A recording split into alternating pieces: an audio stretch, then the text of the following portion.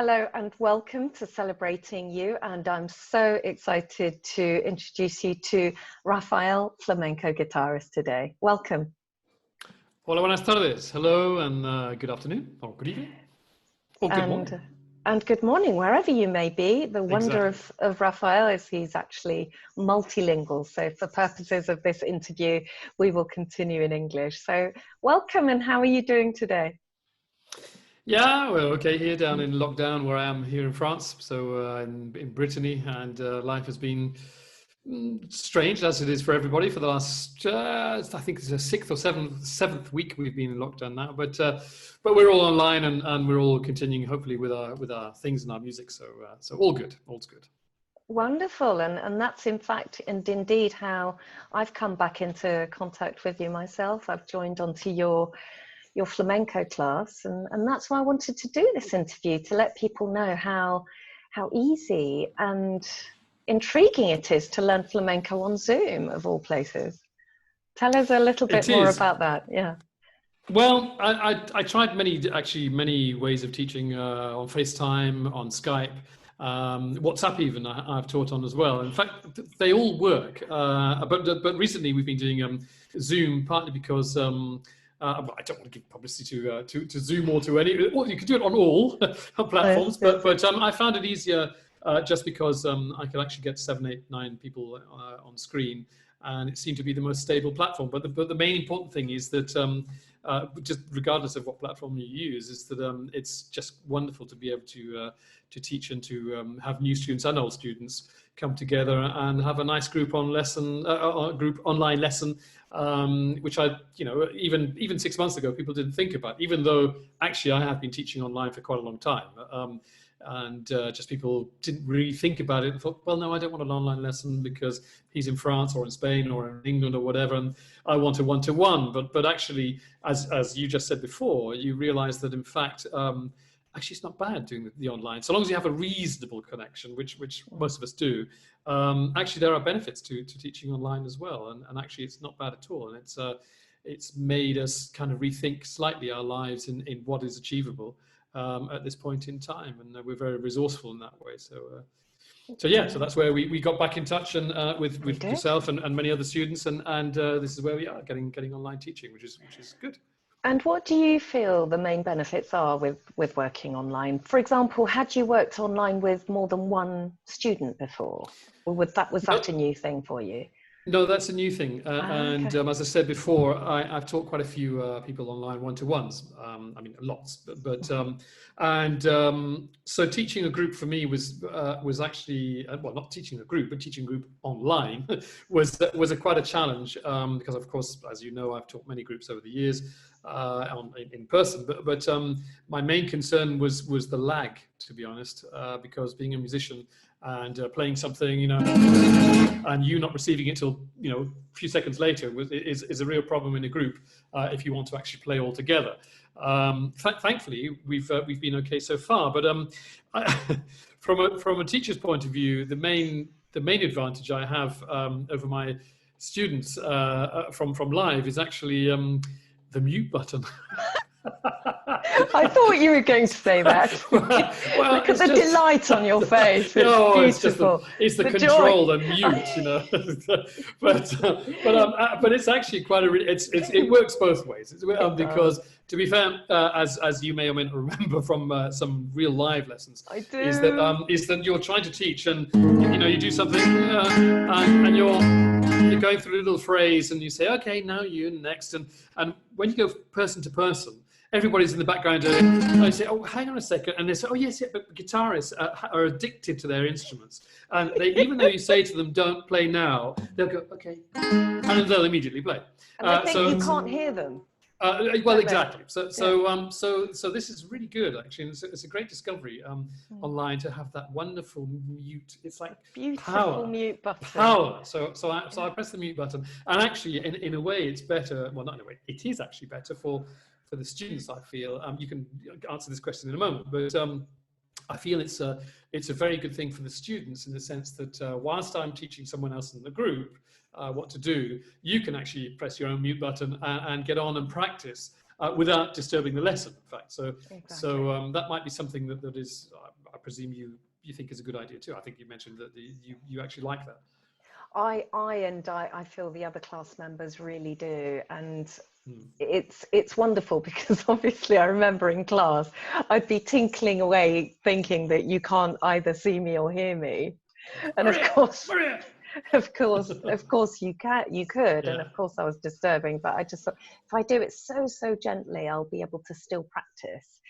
yeah, And exactly. and now we all mute, Yeah, and what the benefit is and the value is, I as a student get 10 times more practice on the yeah. online platform than I would actually sitting in the room with you. So I Well, that's true. But practice that many more times. And even if a student's taking a long time to pick it learn up. to pick it up, I can still practice and go at that slower pace and Yeah. then rewire my learning patterns. So from my perspective, I'm really excited. That's why I wanted to do this share, to tell people if they're thinking about learning guitar online, this really has very good advantages. Yeah, it does, but that doesn't take away from the fact that you should be practicing at home after the lesson Oh, I every day. love the finger wagging. I love the finger Well, wagging. you got to do Well, it. But yeah, no, it's true. It makes of it easier to course. pick up. I mean, I vaguely remember a very long time ago. I mean, I'm mainly self-taught, Okay. but I had a few lessons when I was a teenager, and I mean, kind of like a handful of lessons. And I do remember the teacher. This is before the internet even existed, in fact, and. I remember just he would go from, it was like a little, well, it's cabina, it was a little cabin, if you like, of in the little kind of place he had, and he had a curtain. He'd close the curtain. It wasn't very soundproofed, but each little cabin had a little curtain. He'd come in and he'd do something. It's okay, now you learn that, and then off you go to the next one, and you just kind of spend a couple of minutes doing that, whatever it was, whatever it happened to be, and. You would come back later, but you'd have a couple of minutes that way. So in a way, I suppose it works similar to online, but I mean, well, but the point is you have a few minutes to be able to learn what you've just been taught, basically. But yeah, it works well. I mean, I am actually pleasantly surprised with the group. As I said, with the individuals, I have no problem really. It's the group which was challenging, but it's working well, so that's good. Exactly. And so tell us about what your plans are, the next courses, what your plans are to carry on, because I would really like to encourage non-flamenco playing guitarists to try this, because it's what I wanted to say is I'm a visual learner, so I need to really, and I'm quite dyslexic as well and quite slow. So my There you learning go. style is visual and thanks and slow. So the added advantage is also with the recorded video and the photos that I can screenshot from my Zoom as well. I can then go back afterwards and just really analyze and geek out that video and step by step. So even I think if somebody's never played flamenco before, but they do play guitar, what would you say? Would you welcome them to the class? Well, that's what I've always done in my career. I've always made sure that before it being online, that I attract guitarists not only from flamenco background, but of course from classical, from jazz, from pop, from rock. In fact, if you read my CV, you'll see that I've taught quite a few people who are not from the flamenco background. But and I think there's always something, of course, in life, obviously in music and on the guitar, that you can learn from somewhere else. So, for example, if you're a classical or rock or pop or jazz, whatever acoustic player. It doesn't, even if you don't want to be a flamenco guitarist, for your life or whatever, there's always something that you can learn in the sense of the right hand technique. It's so complete and so relaxed, and all these kind of rasgueos so they call them strums. If you incorporate some certain nuances and certain ways of approaching the flamenco guitar into your own music, you can really expand your composition, your creativity, in fact, because if you're stuck to only one thing, then you're limiting yourself. And likewise with me, I've spent a long time looking at other musicians, other guitarists, other styles of music to incorporate into my music. Otherwise, if you wear your blinkers, I always say, then I mean, that is also nice. I love traditional pure flamenco. I love it, but it's just because of my life story and because of living in different countries and speaking different languages and cultures, it's just not me. I prefer to be more open-minded. So, but yeah, anyone from any background, any age. And as you know, I've also taught people from little children up to oh God, 70 something years old. So it's never too late to learn, and you don't have to be. You don't have to learn the guitar just to become a professional. The main thing, and the reason I started, was because I actually love the music and I love the guitar. And so if you love the guitar, it doesn't matter what level you reach, so long as you enjoy it, and that's the main thing. So I really, really agree. And I can't remember how long ago I started classes with you. I think it was in the early 2000s when I worked in Oxford. It was, yeah. 2002 maybe. That's 18 years ago. And since you might want to cover up your ears now, but I mainly play ukulele, which is the guitar's love child. Yeah. And everything that I learned from you of the flamenco technique has served me so well, down to just the naughty thumb and holding the neck properly. The correct technique, because it's a little, I like to liken it a little bit to dance. I think that classical ballet is the mother of all dance forms, and having that as a foundation is the foundation to other dance forms such as jazz, such as even flamenco dance also has origins in classical dance and contemporary dance, and even maybe some hip hop or something like that. So it has served me so well, especially the rhythms and the strumming patterns, but also just getting to know the instrument, even if it's a teeny weeny baby ukulele guitar or so on. Very transferable skills. Well, this is what I say to most people, is that, and beginners as well. Some people think, okay, well, if you're a professional guitarist and maybe a concert guitarist as well, that actually students, some people think, oh, he's too good for me. Or many people have told me that, and that's, in a way it's wrong, because I'm not saying they're wrong, but it's wrong because actually the way I teach, I think it's better to get a solid foundation right from the beginning, and to learn about posture, to learn about relaxation in the wrists. As you say, it's transferable not only to the guitar and other styles of guitar, but to all instruments, in fact. And it's really important to your approach towards your instrument, even before you even pick it up. So there are a lot of skills, obviously, as a teacher you can show your students at whatever level. It doesn't matter whether it's a beginner, intermediate, or advanced. So yeah. Also, I would like to really acknowledge, I think, that you are an exceptionally good teacher, per se, because there's one thing is being good at what you do. Like, here's a personal story. My mom was a biochemist, right? Yeah. So she knew her sciences and her chemistry and what have you. Could she teach me chemistry to help me in my homework, do you think? No. do you think because she's your mother. Exactly. No. So and very early in life taught me a very good lesson. It taught me a person may be really good at their thing, but they may not necessarily be good at teaching it. And I learned that teaching really is an art in itself. Now, it is. How long have you been teaching, and what do you think makes you a good teacher? I think you're a brilliant teacher.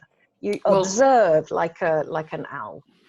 I think it's kind of natural, if I may say so. I think it's a natural talent that teachers have, and I think people actually, funnily enough, right now, in fact, people are realizing, because of lockdown, how difficult it is to teach your children, whatever it is, whether it's music or science or anything at all. And I hope that people realize how difficult it is to teach, and give teachers much more of a break in that sense. But for me personally, I think for me it's a journey in the sense of